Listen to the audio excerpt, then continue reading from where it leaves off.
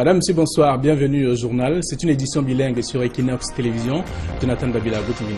Bonsoir Flavien, thanks ladies and gentlemen for joining us in this edition of the bilingual primetime newscast on Equinox Television live from our headquarters in Cameroon's economic capital, dwelling our top stories despite efforts by government and other stakeholders to get schools effectively operational in the two Anglophone regions of Cameroon. Many schools have remained closed with others functioning but very timidly. A case in point in this newscast focuses on schools of the Cameroon Baptist Convention, 20% operational.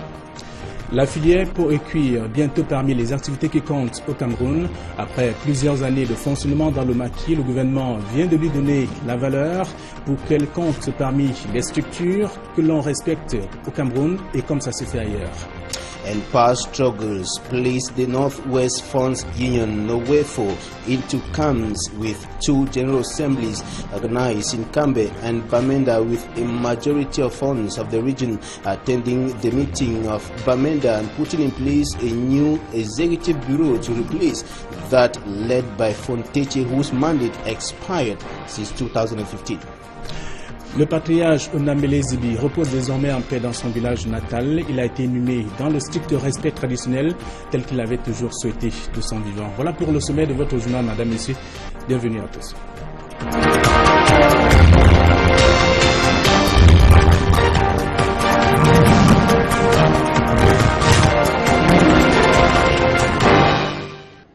Une fois de plus, bonsoir et merci d'être des nôtres dans cette édition bilingue d'information sur Equinox Télévision. Nginju Lumba n'a pas été donc à la messe ce dimanche matin. La quarantaine sonnée. L'habitant du quartier Boko à Douala a été donc découvert mort hier matin. Les voisins affirment qu'ils l'ont vu quelques heures avant de le retrouver mort, alors qu'il était donc habitué à boire le whisky en sachet. Donald Brice Kamga et Francis Boyom pour le reportage. Il s'appelait Guidjo Lumumba. Au quartier Mboko, lieu dit carrière, par village, dans le 3e arrondissement de Douala, le défunt était connu pour être un disciple de Bacchus. D'après les habitants du quartier, il a d'ailleurs sollicité un sachet de whisky dans une chope quelques heures plus tôt, avant d'être découvert inerte dans cet espace marécageux. Incrédules, les riverains font la découverte macabre dans la matinée de samedi. Selon certaines informations recueillies auprès de la population, c'est sous, puisqu'il est beaucoup plus reconnu comme consommateur de whisky en sachet. Donc c'est donc ça, il paraît que c'est donc ça, étant donné qu'il était en état d'ivresse, c'est donc ça qui serait donc la cause aussi. Là, Dieu Marie d'Avoisine que bientôt décembre arrive. Tout de suite là, si vous mettez la musique, je vais danser parce que je suis vraiment préparée. J'attends, je vais amener mes filles se balader. Juste comme ça, après tout à l'heure, l'heure vu monter, le parti acheter un lait caillé pour redescendre boire parce qu'on faisait lui vendre le fighter. Comme maintenant, si je suis à la cuisine avec la mère, la voisine de la marée court, il vient dire à la mère que c'est comme ça, on lui retrouve Coton qui est couché à la marée. La mère alors a laissé ce qu'elle faisait, courir pour venir regarder. En venant regarder, qu'on l'a déjà tiré, on l'a mis ici, il ne bougeait plus.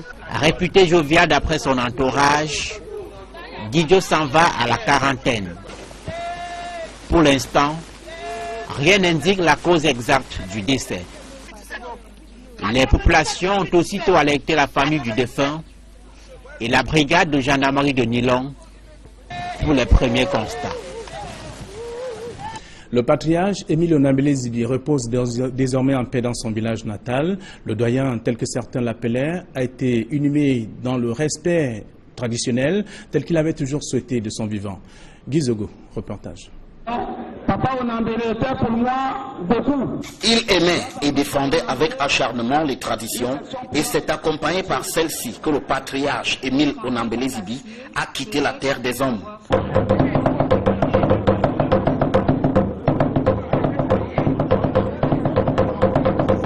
Ses obsèques dans son village natal, Fébé Village, dans la banlieue ouest de Yaoundé, ont offert un condensé des rites traditionnels, Béti et particulièrement Ewondo.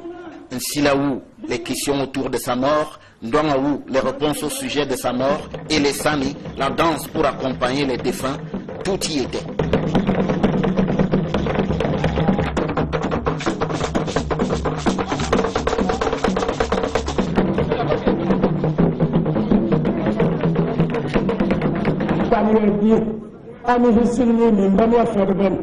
Et puis, pour couronner le tout, le chef de famille Mvok Chumbala, en guise de portrait final du disparu, a dit qu'il n'était pas de ceux qui mangeaient avec une cuillère et non une fourchette.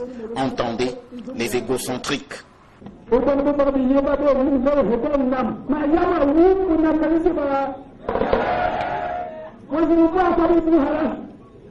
À propos de l'exclusion du disparu du rang de patriarche dont il avait été question, le porte-parole a affirmé qu'il n'en était rien, puisqu'aucun Mvok Chumbala n'y avait pris part.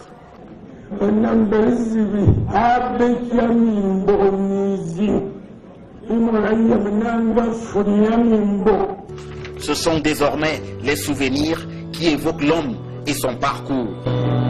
Nous sommes d'ici, de ce lieu, jusqu'à la mer.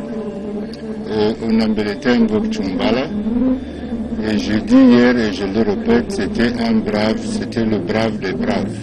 C'était quelqu'un d'entier, de courageux et je crois d'efficace. Comme héritage, il relève le sens de la probité, le sens du travail, le sens de la défense de soi, le sens du patriotisme et le sens de l'union. À l'évidence, attaché à sa terre, Onambele Zibi est retourné, porté en triomphe par toutes les ficelles traditionnelles de celle-ci. Parlons de toute autre chose à présent. C'est un ouf de soulagement pour les commerçants du marché plantain de Melon. C'est dans le département du Mungo. Après des mois de calvaire dû au mauvais état de la route qui leur permettait d'écouler les produits. Aujourd'hui, on peut déjà sauter de joie, en tout cas ces commerçants, parce que les travaux de réhabilitation de cette voie sont donc aujourd'hui engagés. Céline Djemba et Mirabel Mazo. Aux premières heures de la matinée chaque samedi, le marché de Melon inonde de vivres. Nous sommes au marché de plantain. Dans cette zone commerciale, les clientes ont face à elles plusieurs variétés, du mûr au non-mûr et aussi du demi-mûr. Dans une atmosphère jadis colorée d'immondices et d'eau souillée, les vendeurs se disent soulagés de voir cet axe qui leur sert de marché mis en chantier pour de meilleures conditions. Cet endroit que vous voyez particulièrement servait beaucoup aux commerçants, aux marchands de Bayancé là, ceux qui s'occupent des plantains. Et étant donné que lorsque vous regardez du côté gauche, nous avons un grand marécage là, il y a de l'eau là qui circulait et qui inondait régulièrement. Il faut aménager ça comme nous voyons que c'est en train d'aménager, ça nous plaît. Ça nous donne l'argent au cœur parce que avec du temps quand vous avez fini, nous allons rester là-bas librement. Ça n'a aucun problème. Avant, il y avait la boue. Comme ça, nous serons à la boue pour le moment.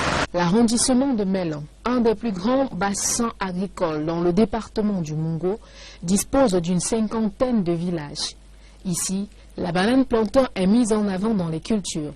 Le bitumage de cette route vient donc non seulement épargner ses commerçants des odeurs nauséabondes, mais aussi assainir le panier de chaque ménagère qui vient s'y ravitailler.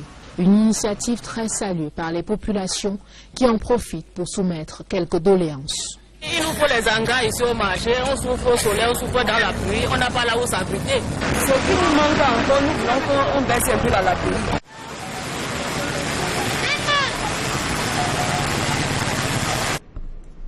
Le gouvernement camerounais vient de prendre la mesure du potentiel que regorge la filière peau et cuir au Cameroun et encourage les opérateurs à ne pas évoluer en rang dispersé. D'ailleurs, une fédération régionale est donc en gestation, de même qu'un projet pilote d'accompagnement des opérateurs et même en cours d'implémentation dans la ville de Bafoussam. Reportage Marcelin Gansop.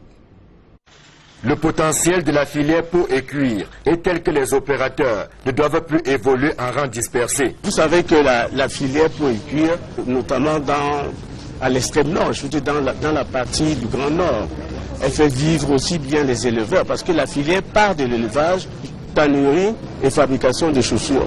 C'est vraiment une filière qui a été retenue par par le gouvernement et qui a un potentiel énorme. Vous verrez que la plupart des chaussures qui sont vendues dans des grands magasins avec des marques sont des chaussures fabriquées au Cameroun. D'où l'idée d'une meilleure structuration à travers la création de la fédération régionale des opérateurs de cette filière. Pourquoi il faut regrouper les entreprises? Parce que nous avons besoin d'avoir des interlocuteurs unis qui parlent d'une même voix. Parce qu'à travers ces plateformes, l'action des pouvoirs publics sera beaucoup plus ciblée et sera beaucoup plus efficace. Donc, l'organisation des opérateurs économiques en association professionnelle, mais également en interprofession, constitue véritablement une action importante dans l'appui que le pouvoir public apporte à la compétitivité du secteur privé. Le gouvernement, à travers le comité de compétitivité, se dit prêt à donner le coup de pouce nécessaire à la redynamisation de la filière peau et cuir. La ville de Bafoussam sert de rampe de lancement d'un projet pilote qui va s'étendre dans d'autres villes du pays. Les investissements à partir de la tannerie tournent autour de 15 milliards. Bon, maintenant, depuis 2 ans, les pouvoirs publics ont mis en place un programme et nous sommes en train de faire un diagnostic et c'est ce diagnostic qui va nous permettre véritablement de cibler des mesures. Mais vous savez déjà, s'agissant du projet de Bafoussam, il y a un projet également qui est envisagé à Notakam, dans l'extrême nord. C'est vraiment des sommes importantes. Nous commençons par la région de l'Ouest. Il y a un potentiel énorme. Et si vous voyez ce qui est exposé là, vous voyez bien que nous n'avons pas besoin véritablement d'aller toujours chercher à l'étranger les chaussures. Et ils exportent vers la CEMAC aujourd'hui, dans tout le marché de la CAC. Mieux structurée et organisée en interprofession, la filière peau et cuir pourra jouer sa partition dans la réduction de la pauvreté, ce à travers la création de nombreux emplois. C'est un jeu qui vaut la chandelle. Faisons une balade. Partir de Douala pour la région de l'Ouest Cameroun et surtout par bus et le week-end, c'est un véritable calvaire pour les usagers. Il est d'ailleurs conseillé à ces usagers d'arriver dans des agences de voyage un peu plus tôt, des heures auparavant, pour espérer avoir une place dans un véhicule. D'ailleurs, à côté de cela, il y a aussi le coût élevé du transport.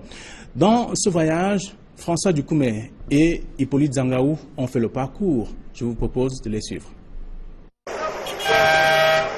Au cœur de la nuit, nous sommes au lieu du tonnerre Bepanda à Douala.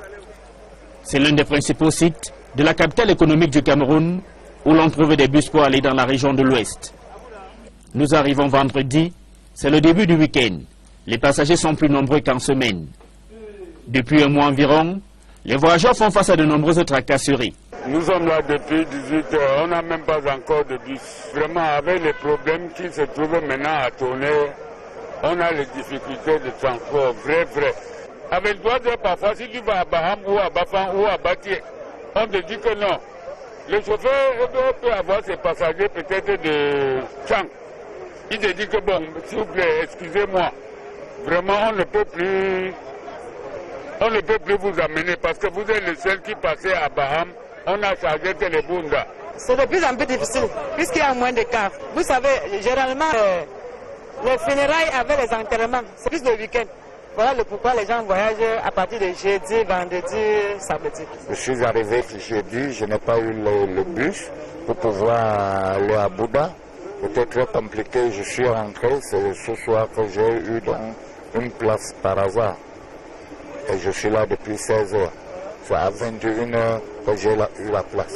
Pour ces passagers, cette situation est née de la suspension d'une des principales agences de voyage qui, grâce à son parc automobile assez fourni, avait amené les autres transporteurs qui vont dans la région de l'Ouest à harmoniser les prix. Nous sommes en train de payer à 5 000 francs ce soir, par exemple. Le week-end, c'était 3 500 ou 3 4 000. Mais 5 000 aujourd'hui, nous sommes vraiment dépassés. Les prix ont monté, on ne voit même pas les bus. On vous dit parfois 5 000.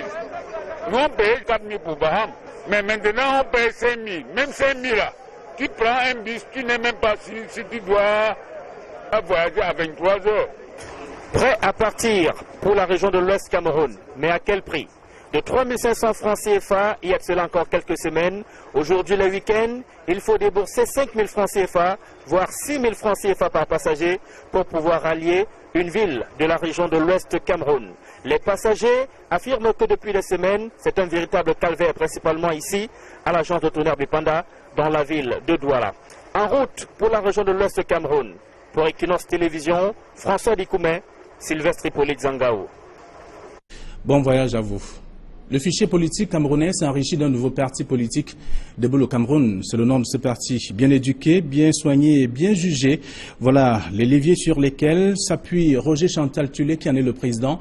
Il pense qu'il peut apporter un changement positif dans ce Cameroun qui est donc enfoui dans les décombres. Il faut sortir ce Cameroun de cette situation. Je vous propose le reportage de Marcelin Gansop. Il n'a qu'une dizaine de jours d'existence légale. Et pourtant, le parti politique dénommé Debout le Cameroun nourrit déjà de grandes ambitions. Debout le Cameroun, d'abord parce qu'il y a l'obligation de redresser ce pays. Pour qu'un pays évolue, pour qu'il marche, il faut qu'il soit debout.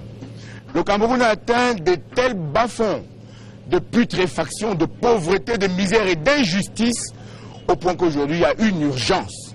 Il faut que le Cameroun se lève avant de recommencer à marcher. Pour nous, l'essentiel, c'est le Cameroun qui existait avant que nous ne soyons, qui sera quand nous serons partis. Le Cameroun est donc un objectif. Chantal Roger Tulé n'est pas nouveau sur la scène politique.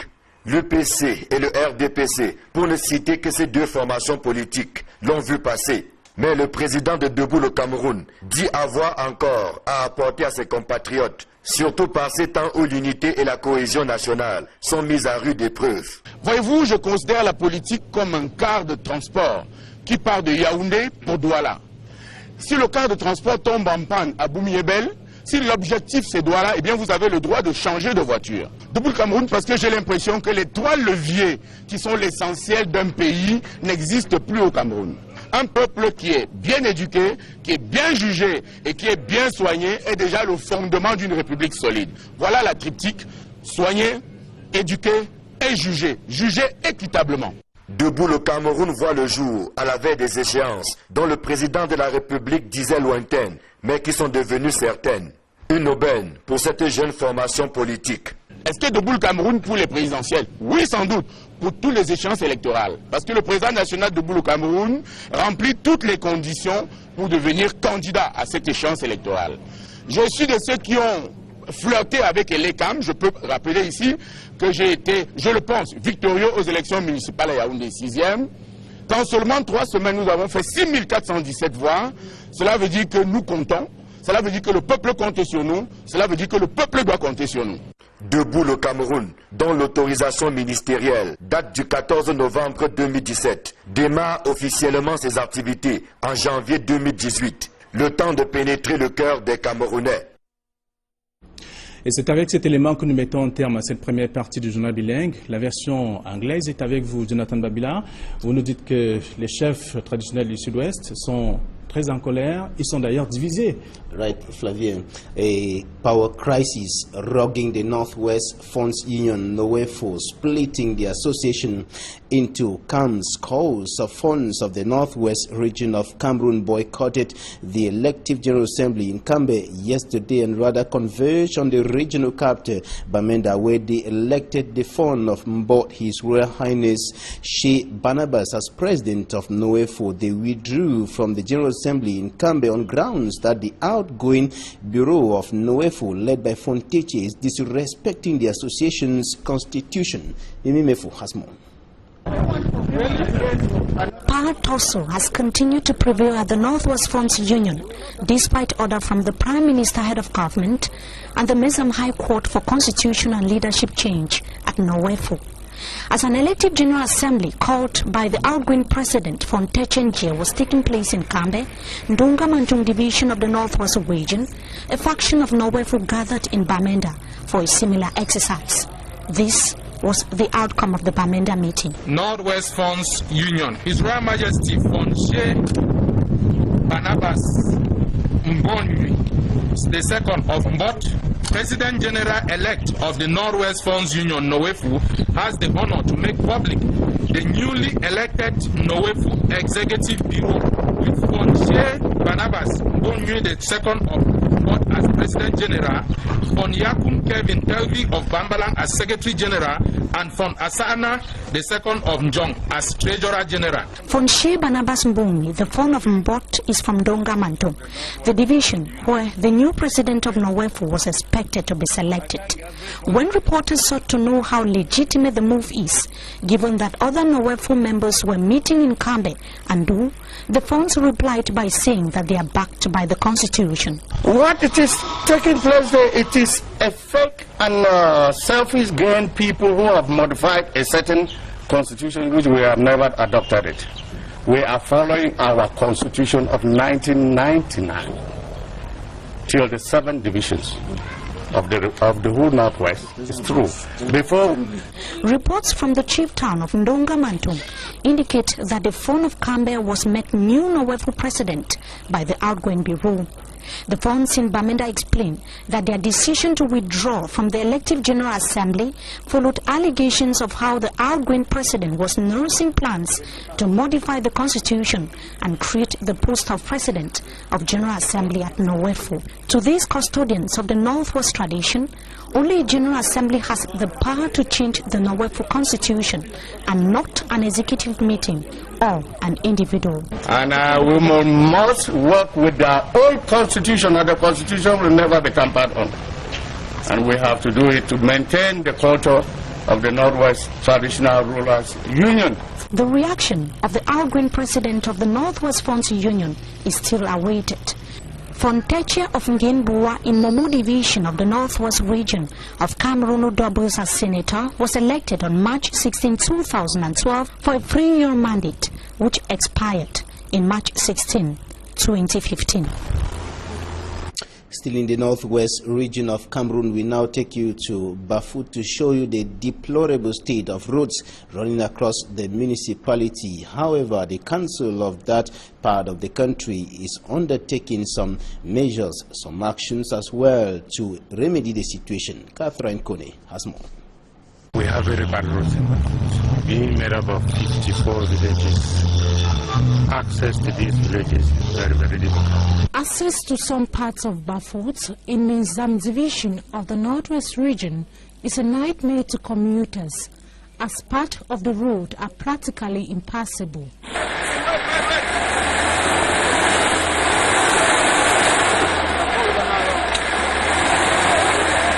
The extremely bad state of the road has been in this ugly shape for several decades without rehabilitation and maintenance. The deplorable state of the road has been the outcry of the population who cannot transport their farm produce due to the non-existence of the road. Transportation fare increase as inhabitants grumble in obscurity. The road was an avid concern to authorities in charge to rehabilitate and maintain it. A heavy-duty equipment was donated by the Bafut Council for the rehabilitation of the road. The initiative of the mayor is being seen as a welcome relief to road users who have been undergoing a great ordeal in course of using the road.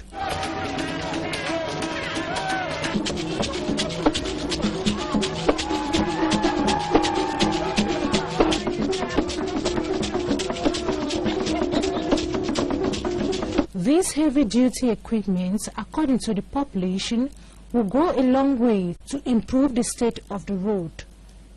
However, the caterpillar and the truck are being put into use as some roads in the municipality are graded, accessible, and others maintained.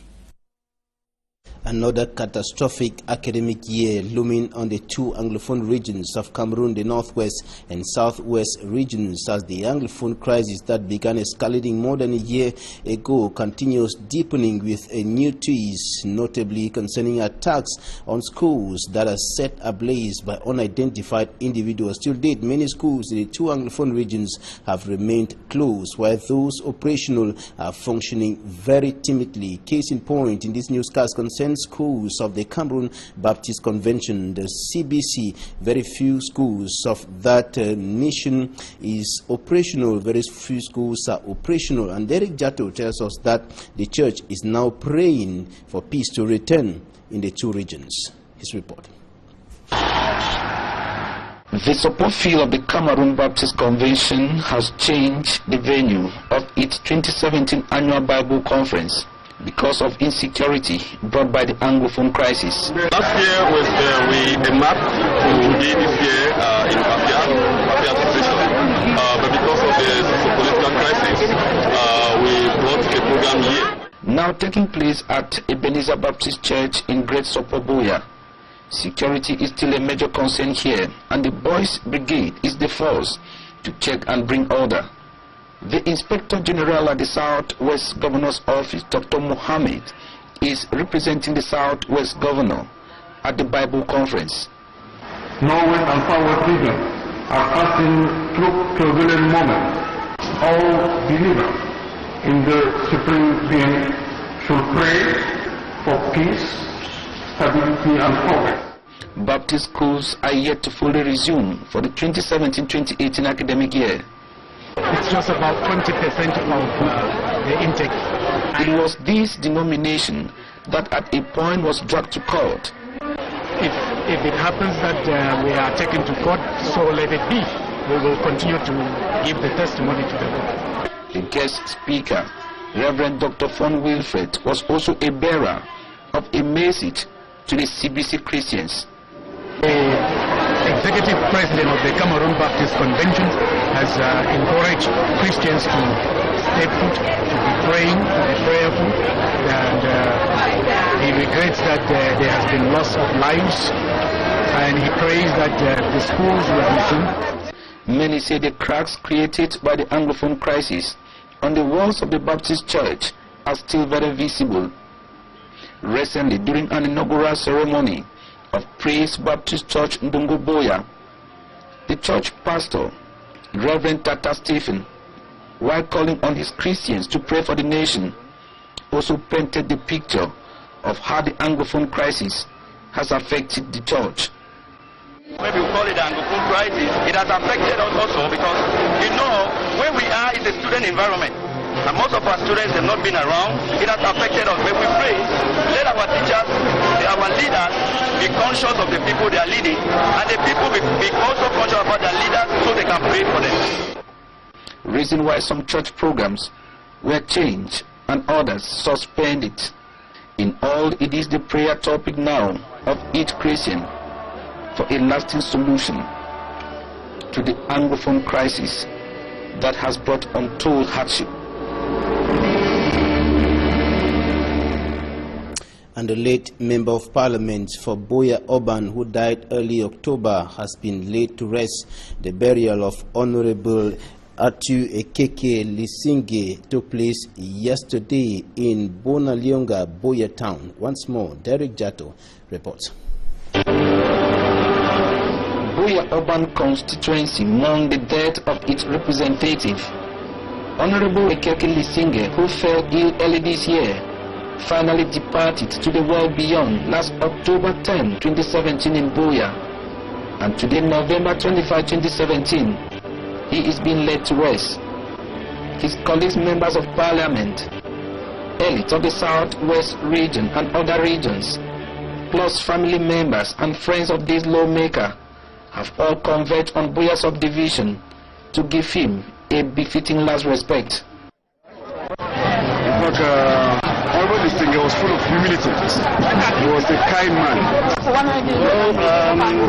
I also was a friend, and I think we regret him a lot. And what can I say? I mean, bidding farewell to a friend and colleague is never easy. So I miss the right words. Thank you. To the politicians of the Southwest region, Honorable Ekeke Lisinge was a politician with a heart for all. I want to tell you that we are really in grief in the Southwest region as a politician, and Uncle Larry was a personal friend of mine that I know very well and cherished and loved. We all liked him for his simplicity. He was not just a CPDM, former section president, member of parliament. Larry would speak the truth at any time, irrespective of party leaning. He will speak as a representative of the people. And those are the kind of parliamentarians or mayors who like elected officials who will be able to speak irrespective of their party standing. Say the truth when it is necessary. Larry was one of them. And I think that, I feel that we are going to lose him. Because if I look at the team of other parliamentarians who have other people's representatives that are around, I think that we have lost somebody.